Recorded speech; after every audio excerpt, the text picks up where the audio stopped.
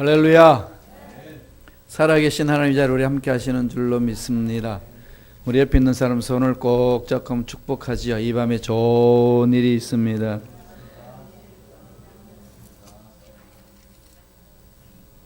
왠지 섭섭하나요? 한 번 더 축복해 주죠. 우리 서로 보면서 축복합니다. 예수님 이름으로 사랑합니다.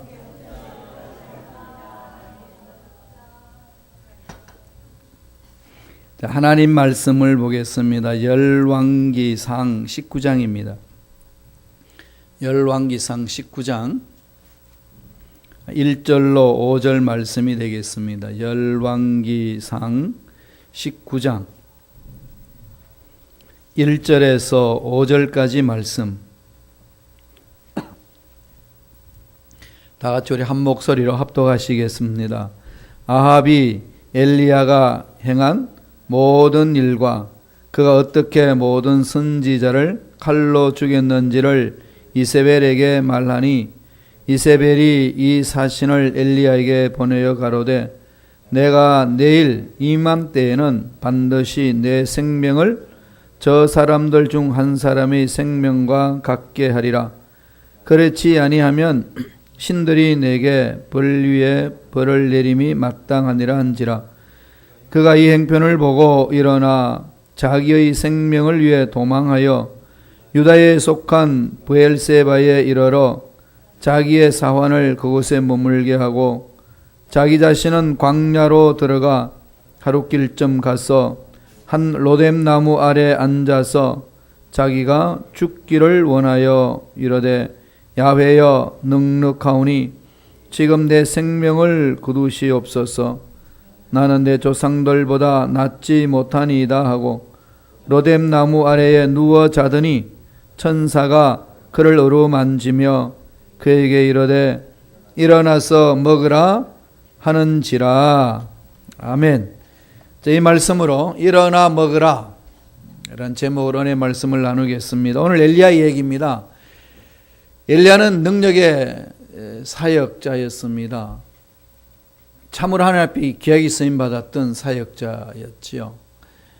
그 당시 나라는 아들다시피 아합 왕이 다스렸고 그 부인은 이세벨 여인이었습니다. 시돈 공주였어요. 그는 시돈 나라는 지금 레바논인데 거기는 바알신을 섬기는 국가입니다. 그래서 시집 올 때에 자기 민족이 그러니까 이세벨이 살던 그 족속들이 섬겼던 바알신을 가지고 들어옵니다. 바알신은 풍요의 신이고 다신의 신입니다.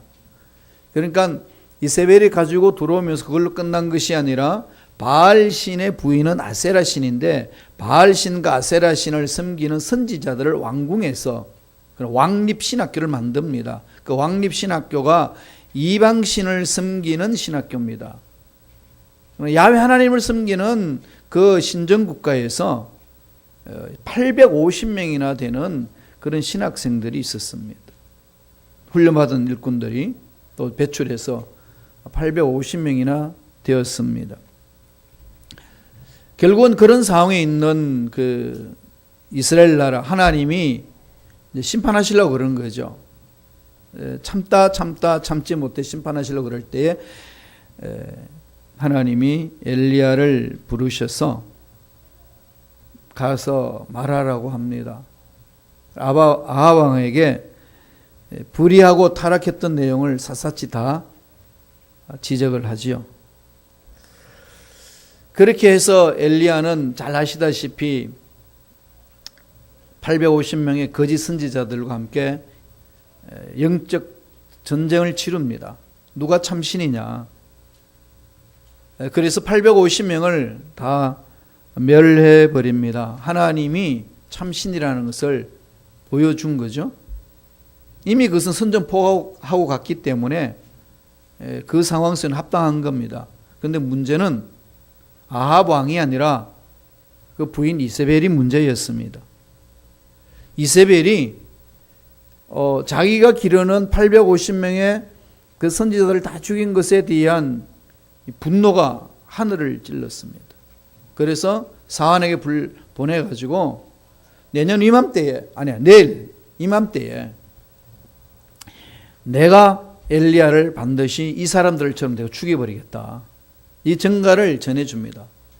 그 전가를 받는 순간에 엘리야는 너무나도 상심합니다. 이게 그냥 뭐 정리될 줄 알았는데 그 당시에 아합 왕은 그냥 쉽게 말하면 핫빠지고 실제적으로 실권이 있는 사람은 이세벨이었습니다. 이세벨이 좌지우지다합니다. 그러니까 이세벨이 이제 분이 나가지고 엘리야를 죽이겠다고 그러니까 엘리야가 이게 뭐지 그러는 거죠. 하나님의 명령을 받고 이 나라를 개혁하기 위해서 하나님의 은혜로 들어갔는데 결과는 반대로 나타납니다. 왕실에서 이 엘리야를 지명수배한 겁니다. 이런 이야기를 듣고 엘리야가 너무 시리에 빠집니다. 그는 영적인 엄청난 침체에 빠진 거죠. 전능하신 하나님을 체험했고 전능하신 하나님 능력을 드러냈는데 그러니까 하나님에 의해서 거짓 선자들을 제거하고 되게 되면은 나라가 뭔가 이렇게 통로가 열려야 되는데 열리기는 그냥 또 독이 올라 버렸습니다. 이런 상황에 접해져 있는 엘리야 입장에는 혼자라고 생각한 거죠. 혼자잖아요. 얼마나 시리에 빠졌는지 다 포기해 버렸습니다. 열왕기상 19장 4절에 보면은 이렇게 이야기합니다. 천천히 다 같이 한번 읽어보죠. 다 같이 읽겠습니다. 자기 자신은 광야로 들어가 하룻길쯤 가서 한 로뎀 나무 아래에 앉아서 자기가 죽기를 원하여 이르되 야훼여 넉넉하오니 지금 내 생명을 거두시옵소서. 나는 내 조상들보다 낫지 못하니이다 하고 하나님 능력을 처음 했던 엘리야 그 능력에 의해서 나라는 반드시 바뀔 것이라는 기대와 함께 일을 이루었는데 결과는 왕실 수배자가 됩니다. 그것도 가장 1인자였던 이세벨 크강부도한 이세벨이 지명수배해서 죽여버리겠다고 그럽니다. 그래서 그는 로뎀 나무 아래 내려가 가지고 하나님 앞에 하소연하는 거죠. 하나님 명령에 의해서 갔는데 나는 뒷꼬였습니다. 저들이 날 죽이려고 그럽니다. 차라리 내가 여기서 죽겠습니다. 죽여주소서. 하나님 앞에 죽여달라고 기도한 사람이 또 엘리야가 나타났어요. 이전에 또 누가 하나님 앞에 나와서 죽여달라고 기도한 사람이 있었는지 누군지 아시나요? 모세가 40년 광야 생활하고 나서 지도자가 되어서 이스라엘 백성들 끌고 갈 때 너무 그냥 백성들이 들고 일어나고 그냥 반항하고 대 들고 네가 뭔데 여기까지 우리를 끌고 가서 죽이려고 그러냐 이런 소리 너무 들으니까 도저히 감당 못해서 하나님 앞에 하나님 나 죽겠습니다. 죽여주십시오. 차라리 그게 내 인생이 좋겠습니다.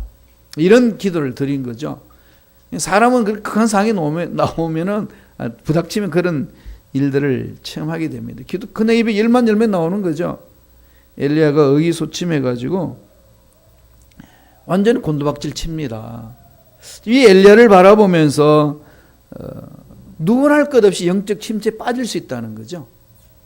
누구나 할 것 없이 영적 침체에 빠질 수 있습니다. 그렇게 능력 사역자도 그냥 이렇게 곤두박질 당하잖아요. 하루아침에 흔들릴 수 있는 존재가 우리 인간의 연약함입니다. 이런 영적 침체에 빠지면은요 무기력증에 빠집니다.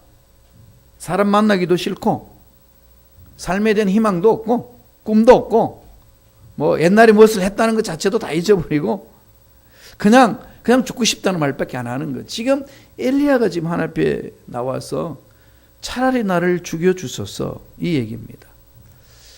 이런 엘리야의 고백을 우리가 보면서 우리 삶을 돌아볼 필요가 있는 거죠. 우리들도 언제든지 유사한 이와 비슷한 상황 속에 던져질 수 있습니다. 그래서 교회에 와서 봉사활동도 하고 싶지 않고 또 구역 예배 들어가고 싶지도 않고 예배 드리는 것도 그냥 조용히 왔다 예배 드리고 그냥 사라지고 싶고 그냥 나 홀로 이대로 놔도 이제 이런 상황이 들 때 많이 있습니다. 이 원인이 어디서 올까요? 엘리야의 상황을 살펴보면은 우리가 이 원인이 어디에 있는지를 알 수 있습니다. 이거는 놔두면 안 됩니다. 막이 밥이 돼요. 그러니까 하나님 앞에 쓰임 받는 것을 생각하지 않고 그냥 엘리야처럼 죽여달라는 거죠. 끝내고 싶다는 겁니다. 자, 엘리야가 영적 침체 가운데로 빠지게 된 원인이 있어요. 그걸 살펴보면서 우리가 한번 우리도 이와 비슷한 상황에 놓여질 때 어떻게 상황을 어떻게 진단하고 극복할 것인가 한번 살펴보기를 원합니다. 첫째로 침체는요, 육체적으로 지쳐 있을 때에 영적인 침체가 와요. 너무 시간이 바쁘고 직장생활 사업에 바쁘고 내 일에 바쁘고 이러다 보면은 육신이 연약해지면서 피곤해지면은 뭐가 오죠? 잠이 오고 쉬고 싶습니다. 그러면 하나님 앞에 매달려서 극복하기보다는 그냥 이렇게 조용히 쉬고 싶은 거죠. 그것이 반복되면은 영적으로 침체가 옵니다. 읽었던 말씀 열왕기상 19장 5절에 보면 로덴 나무 아래에 누워 자더니 그러죠. 천사가 어루만지고 그에게 이르되 일어나서 먹으라 하는지라. 그럼 하는 일이 뭐죠? 죽고 싶습니다. 잠자는 거죠. 그냥 뭐 될 대로 되라지. 그까짓 건 뭐가 대수라고. 하나님 명령받고 일을 했는데도 안 되는데 포기하는 거죠. 피로에 지친, 육체의 피로에 지치면은요, 그냥 가라앉습니다. 그래서 영적 침체는 육체 피로에서 온다는 사실을 우리는 늘 깨달아야 됩니다. 그렇기 때문에 육체를 어떻게 해야 되죠? 쉬어줘야 돼요. 육체를 이렇게 쉬게끔 해야 됩니다. 그럼 육체 관리를 잘 해야 돼요. 피로감에 빠지면 스트레스가 오고 그 스트레스로 와가지고 영적인 일에 관심이 없습니다. 지금 이게 이유가 있어요. 먹고 살기도 바쁘고 어떤 이 적금 들여야 되고 써야 될 돈은 있고 그렇지 않으면 일하지 않으면 안 된다. 그러니까 열심히 일해야 되고 그러니까 육체적으로 피곤하고 또 목사님은 교회 나와서 그냥 주중 예배 들으라고 그러고 새벽 예배 들으라고 그러고 왜 말씀 안 읽냐고 그러고 이러니 그냥 도대체 내가 어디 가야 된단 말인가. 뒤에서 기둥 뒤에 숨어가지고 조용히 있다 가고 싶은 마음이 그냥 저절로 일어나는 거죠. 던져야 돼요. 자기 스스로. 무엇 때문에 바쁘냐는 거죠. 이 부분들 좀 점검하셔야 됩니다. 자, 이런 일들에 빠졌을 때 하나님이 어떻게 엘리야를 만나주나요? 천사를 보내잖아요. 이제 결국은 이런 하나님을 만나는 게 중요한 거죠. 하나님은 그런 사람을 책망하지 않습니다. 어떻게 해주죠? 우리 열왕기상 19장 5절 한번 보실래요? 한번 띄워주실래요? 19장 5절 다 같이 읽겠습니다. 로뎀 나무 아래에 누워 자더니 천사 그를 어루만지며 그에게 이르되 일어나서 먹으라 하는지라. 하나님이 보냈잖아요. 누워 잡니다. 실망해서 누워 자는 거죠. 자기는 뭐 더 이상 뭘 할 게 없다는 겁니다. 상상해 보세요. 어마어마한 능력을 처음 했는데 풀어져야 되는데 풀어지기는 그냥 막혀버리고. 한편으로는 물론 능력을 체험했으니까 한번 가보지. 이게 너무 세력이 강하니까 바위에 계란으로 바위를 치는 것처럼 이런 상황이 접혀지는 거죠. 그런 침체해서 그냥 다 포기하고 자는 겁니다. 잠 오잖아요. 피곤하면. 이런 분들이 있죠. 아무리 피곤해도 신경성이 있고 이러면 잠을 못 주무시는 분.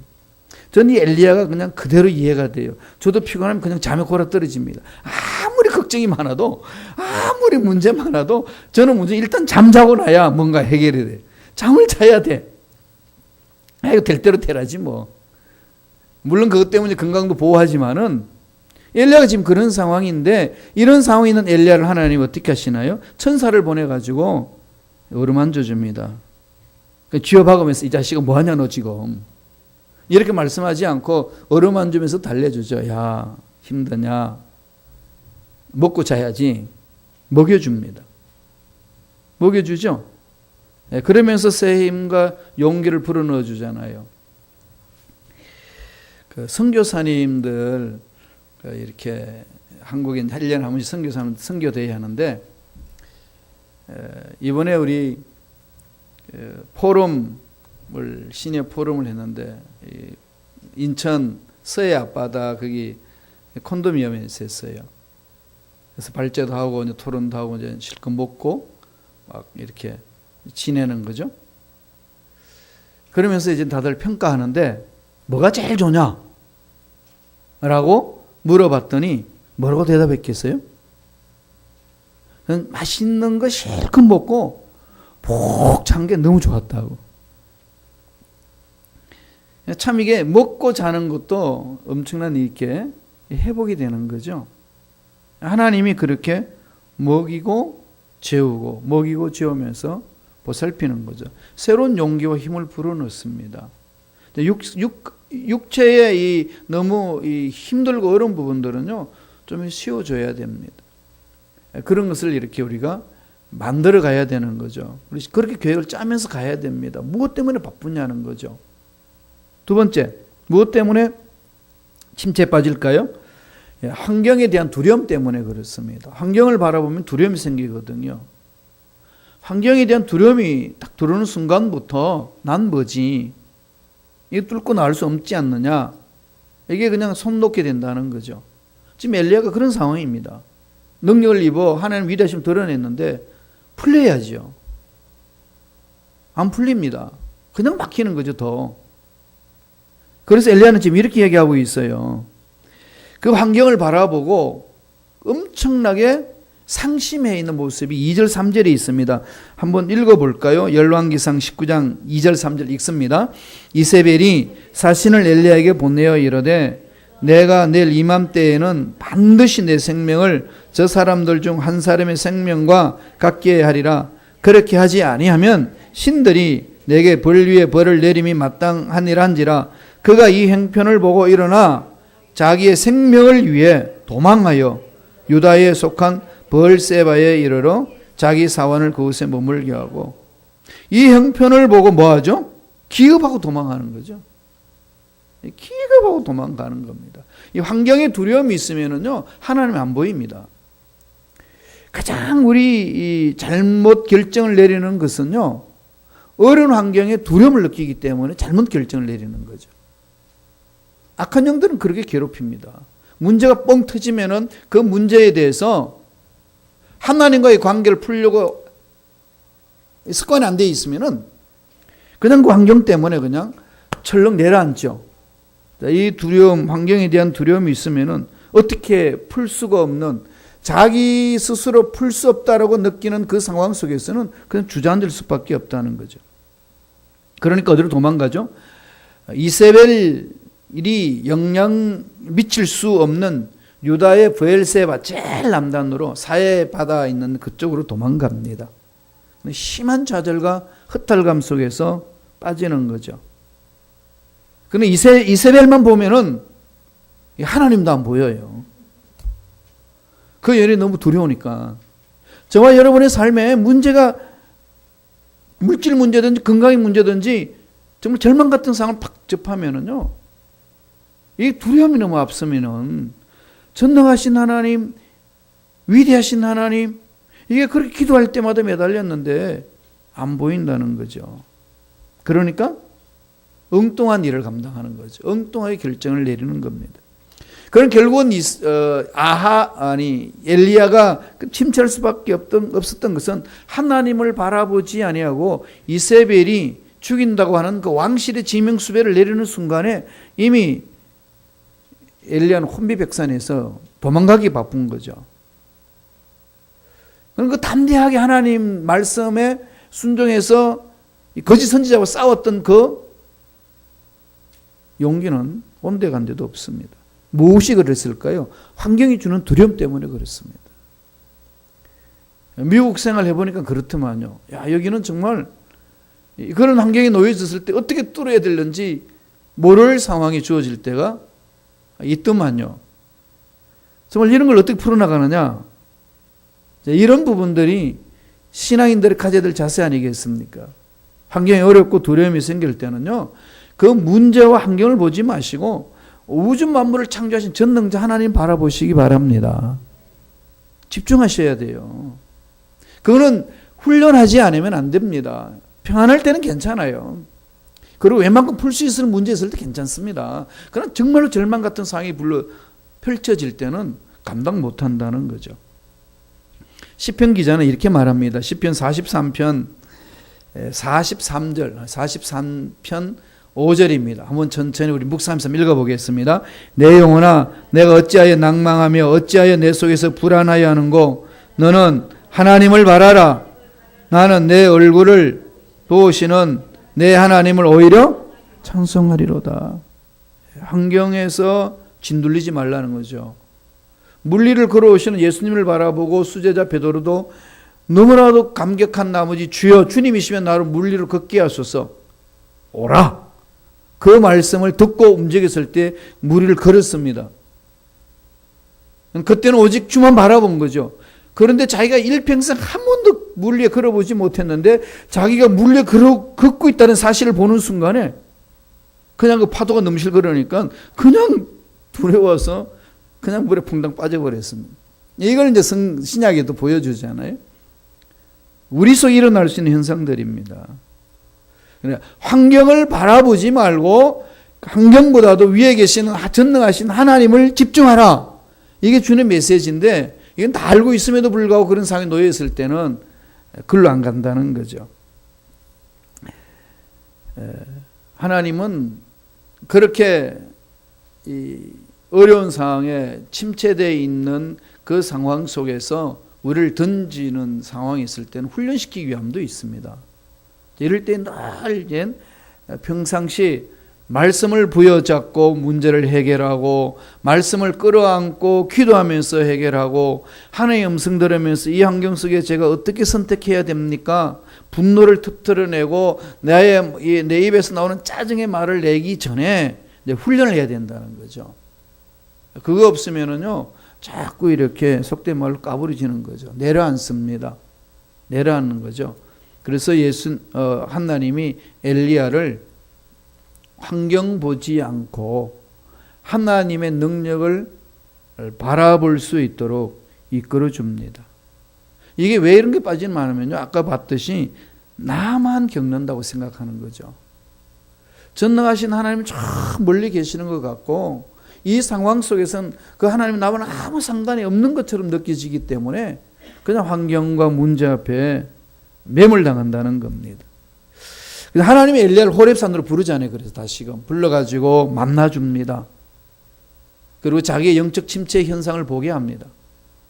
그리고 힘을 얻게 한 후에 일어서게 하는 거죠.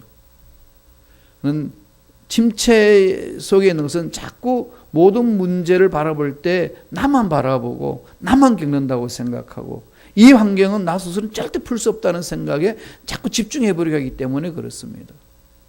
그렇죠? 내가 풀 수 있는 거 뭐가 있겠어요?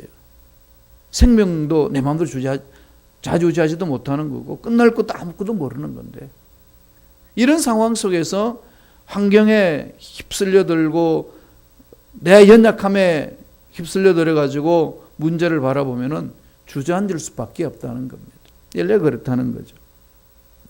세 번째는 무엇 때문에 성경에서 하냐면은 아까 방금 말씀드렸습니다만은 철저하게 자기 중심 생각 때문에 자기 중심 사상, 자기 중심 때문에 가는 거죠.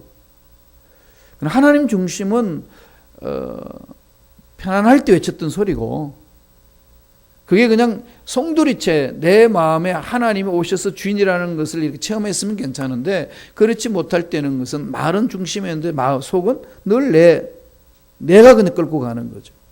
여기 문제 있습니다. 19장 우리 10절 한번 읽어보죠. 다 같이 한 목소리로 천천히 읽습니다. 엘리야가 어떤 생각을 하고 있는지 다 같이 읽습니다. 그가 대답하되 내가 만군의 하나님 야훼께 열심히 유배하오니 이는 이스라엘 자손이 주의 언약을 버리고 주의 제단을 헐며 칼로 주의 선지자들을 죽였음이오며 오직 나만 남았거늘 그들이 내 생명을 찾아 빼앗으라나이다. 누구만 남았다는 거죠? 나만 남았다는 거죠. 850명하고 누가 싸운 거죠? 내가 싸운 겁니다. 하나님 능력을 체험했음에도 불구하고 자꾸 사람은 그렇게 갈 수 있죠. 나만 겪는 문제고 나만 교회에서 온 힘을 다 쏟아놓는 것 같고 나만 몸부림치는 것 같고 도대체 사람들은 반하는 사람들은 없고 이런 것이 우리 속에 그냥 자리 잡을 수 있습니다. 네, 그러면은 이제 일들이 이제 안 풀어지면 이제 시리에 빠지고 절망하는 거죠. 그럼 모든 것이 자기 중심에서 바라보는 겁니다. 옛날엔 어땠는데 지금은 이렇지 않냐. 누구는 어떻고 나는 어떻고 이러면서 모든 것이 나아가는 거죠. 이제 그럴 때 하나님이 뭐라고 그럽니까? 엘리야한테 찾아와가지고 엘리야야 어찌하여 네가 그렇게 생각하고 여기에 있느냐. 그렇게 묻는 그 말에 지금 이야기하는 거예요. 엘리야가 큰 힘을 들여서 죽여달라고 그랬다가 그게 이제 너무 답답한 상황 속에 있으니까 나만 이렇게 겪는데 이거 어떻게 풉니까? 왕실에서는 지명수병했고 더 살 길이 없습니다. 이럴 때에 이제 더 깊이 이렇게 빠져버리는 거죠. 자기 생각에 편견이 빠집니다.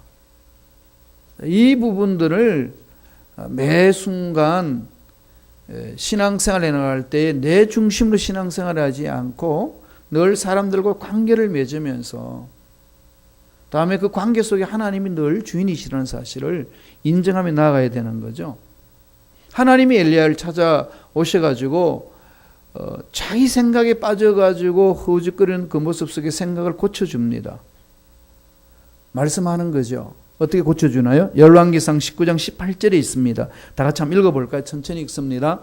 그러나 내가 이스라엘 가운데에 7,000명을 남기리니 다 바알에게 무릎을 꿇지 아니하고 다 바알에게 입맞추지 아니한 자니라. 남은 자 7,000명이 있다. 전능하신 하나님을 믿는다면은 그 전능하신 하나님을 믿는 사람들이 또 있다. 너만 있는 게 아니다. 또 있다. 하나님이 이 역사의 수레바퀴를 돌리는 거지 네 생각에 의해서 돌아가는 거 아니다. 이 부분이죠. 이스라엘 민족이라는 나라 자체가 네가 보기에는 완전 멸망받을 것 같고 완전히 망한 것 같은지 모르겠지만은 너와 함께 일할 사람 7,000명 내가 남겨놨다. 이걸 이제 영적으로 바라봐야 되는 거죠. 그래서 엘리야의 생각을 먼저 바꿔줍니다. 그 다음에 엘리야의 말을 바꿔주는 거죠. 성령 충만하고 하나님 은혜를 처음 한 사람의 특징은요, 생각이 바뀌어집니다. 그리고 말이 바뀌어집니다.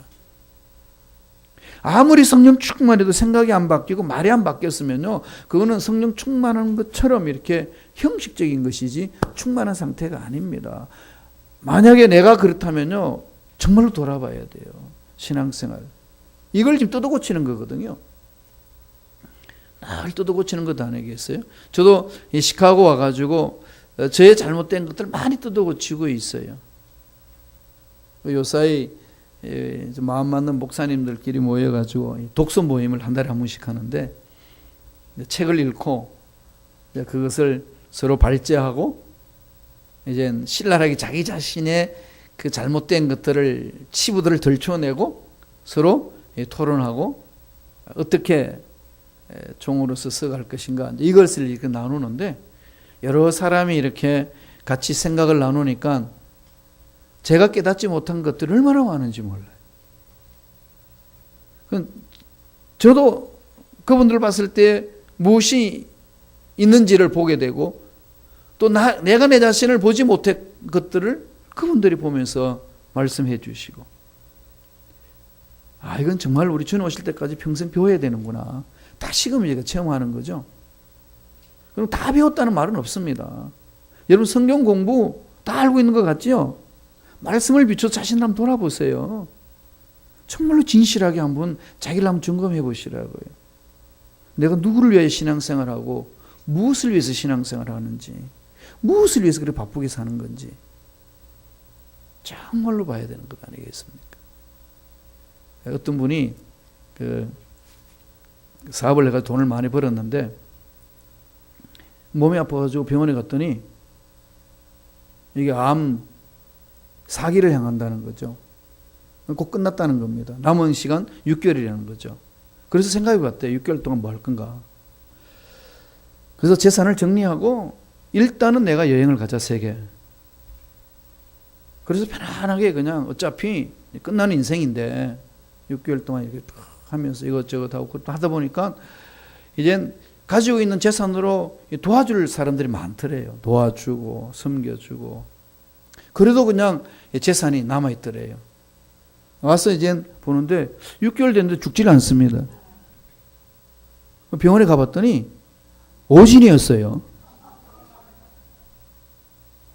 그래서 그분은 깨달은 게 있습니다. 아, 인생이 이렇게 사는 거 아니구나. 자기 삶을 완전 180도로 전환시킨 거죠. 꼭 우리가 이래야만이 전환이 되느냐는 거죠. 꼭 이래야만이. 정말 한번 돌이켜야 되지 않겠습니까?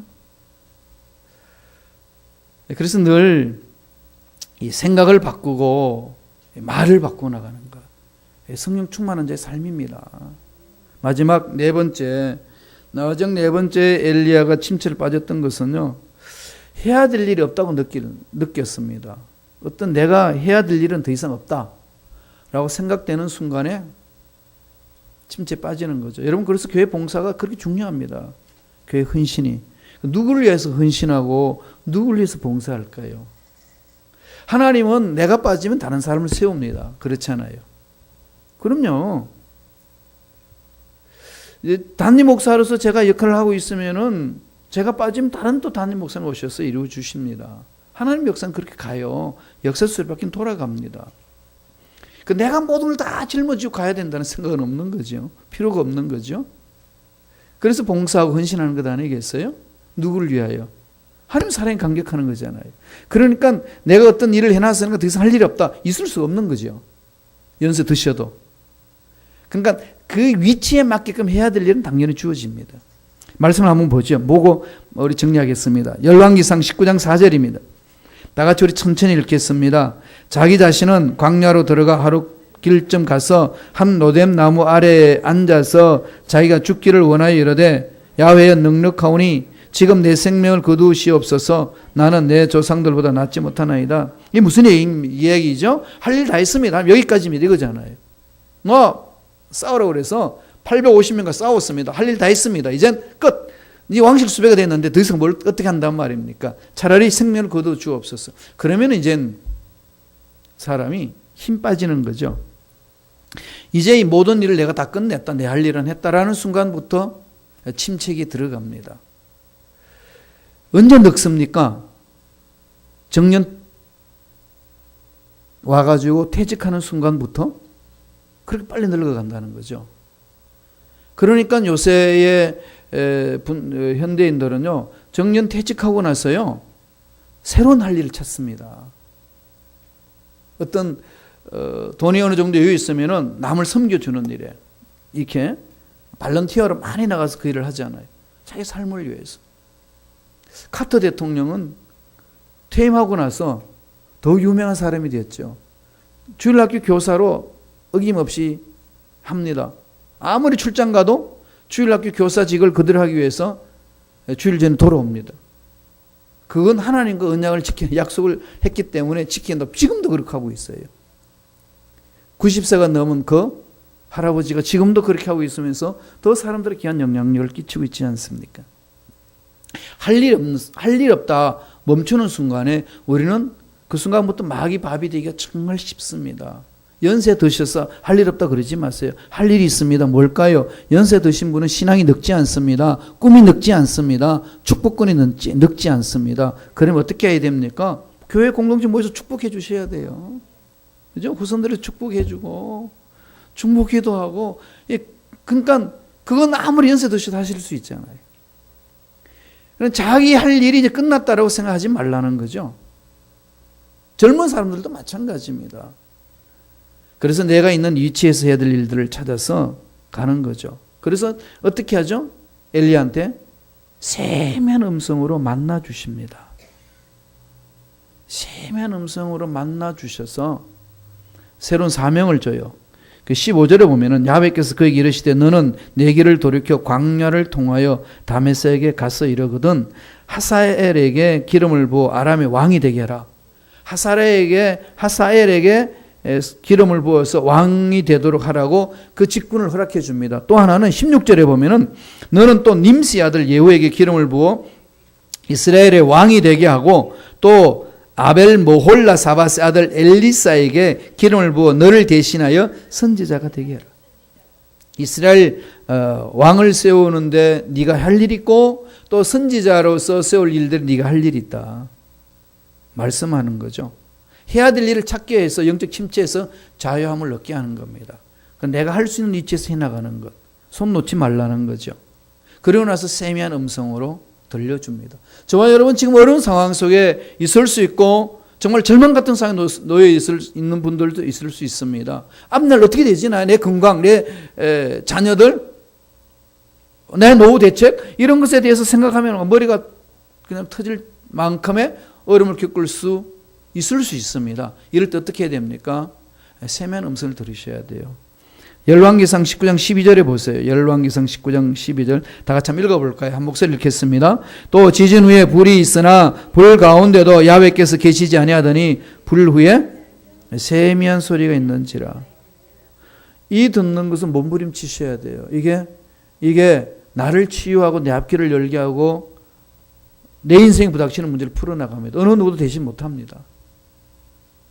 목사도 어떻게 대신해 주겠어요? 여러분 부부가 대신합니까? 자녀가 대신합니까? 아무도 대신 못합니다. 나와 하는 1:1 관계. 하나님의 음성 듣고 그 할 일이 있습니다. 우리는 그냥 방향 제시할 뿐이에요. 그래서 우리는 모여서 기도하면서 그 음성 들어가는 겁니다. 게을리하지 마세요. 봉사에도 게을리하지 마시고 말씀 공부에도 게을리지 마시고 하나님의 음성 듣는데 절대로 게을리지 마세요. 무엇 때문에 못 듣게 하는지, 무엇 때문에 매달리지 못하게 하는지 그 요소를 빨리 발견해 가지고요 제거하면서 가셔야 됩니다. 그리할 때에 올바른 하나님의 일을 감당하고 하나님 앞에 섰을 때에 정말 칭찬 들을 수 있고 인생 잘 살았다라고 우리는 최후의 한 말을 던지고 천국 갈 수 있습니다. 그런 삶이 되기를 간절히 축원합니다. 기도하겠습니다. 하나님 아버지 감사합니다. 참으로 우리가 어리석고 연약합니다. 하나님 먼저 우리가 어리석고 연약한다는 사실을 하나님 말씀을 통해서 깨달을 수 있도록 인도하여 주옵소서. 나는 내 상황 속에서 어쩔 수 없다라고 외치기 이전에 왜 이렇게 됐는지, 왜 이 상황까지 왔는지, 왜 이렇게 뒤로 물러서고 있는지 하나님 말씀을 통해서 다시금 깨닫게 하시고 하나님 음성 들음으로써 일어설 수 있도록 힘과 능력과 은혜를 더하여 주옵소서. 감사하고 예수님 이름으로 기도드리옵나이다. 아멘.